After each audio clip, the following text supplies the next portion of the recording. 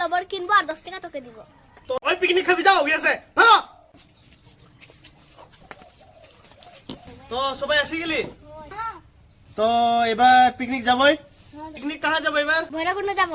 বগামাটি যাব। বোকামাটি ফিক্স হলো। তো কি মাংস খাবো রে?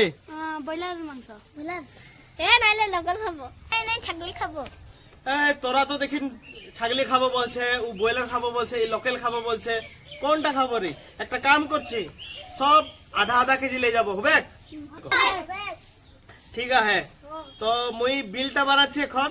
আচ্ছা, তো বিলটা দেখছি দেখুন চাউল আলু পেঁয়াজ মশলা এগুলা মিলাইকে 3000 টাকা হচ্ছে। তোরা কেতনা কেতনা করে দিবি? মরমা পয়সা দিলে পিকনিকের পয়সা দিব। পয়সা জমা করি দেখবো কেতনা দিব। 20 টাকা মরমা দিবে, পেলসিন আর লবর কিনবো আর 10 টাকা তোকে দিব।